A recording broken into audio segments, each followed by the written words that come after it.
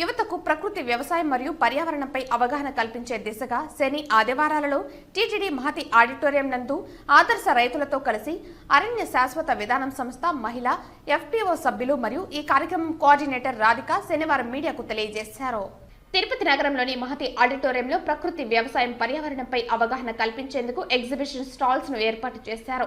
ఈ సందర్భంగా కోఆర్డినేటర్ రాధిక మాట్లాడుతూ యుఎస్ఏలో ఉన్న శిల్ప అధ్యక్షతన గత 2018లో తాము తెలంగాణ, ఆంధ్ర, తమిళనాడు తదితర రాష్ట్రాలలో ఈ ఎగ్జిబిషన్లు నిర్వహిస్తున్నట్లు తెలిపారు.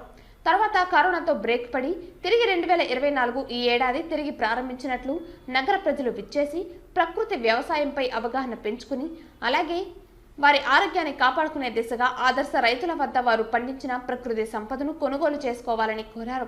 రెగ్యులర్ గా ఆదర్శ రైతులు పండించిన వాటిని ఫోన్ కాంటాక్ట్ ద్వారా డైరెక్ట్ ఇంటికే వస్తువులను తెప్పించుకోవచ్చని తెలిపారు.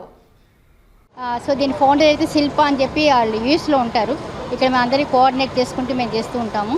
అండ్ అలాంగ్ విత్ దిస్ ఏంటంటే 2 రోజుల పాటు ప్రకృతి వ్యవసాయం ఏదైతే ఉందో ఆ రైతుల్ని వాళ్ళని అందరినీ కూడా పబ్లిక్కి పరిచయం చేయడం అనేది, వాళ్ళు చేసిన ఉత్పత్తులు ఏవైతే ఉన్నాయో ఆర్గానిక్గా తయారు చేసిన ఉత్పత్తులన్నీ కూడా ఆరోగ్యకరమైనవి ప్రజలకు అందించాలని ఒక ప్లాట్ఫామ్ని క్రియేట్ చేయడమే కనెక్ట్ టు ఫార్మర్ యొక్క ఉద్దేశం. ఓకే, అండ్ దీంట్లో ఈ 2 రోజుల్లో ఏంటంటే పిల్లలకి, పెద్దవాళ్ళకి, యువజన రైతులకి సదస్సు, తర్వాత సలహాల కార్యక్రమము, అండ్ అలాంగ్ విత్ దిస్ వీళ్ళకి కావాల్సిన పిల్లలకి విభిన్న కార్యక్రమాలతో ఇది రూపొందించడం జరిగింది.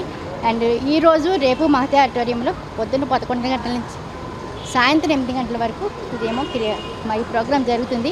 అందరూ ఇచ్చేసి రైతుల్ని ఆశీర్వదించండి అండ్ మంచి ఉత్పత్తులను కొనుక్కొని ఆరోగ్యంగా ఉండడానికి ప్రయత్నం చేయండి. Thank you so much.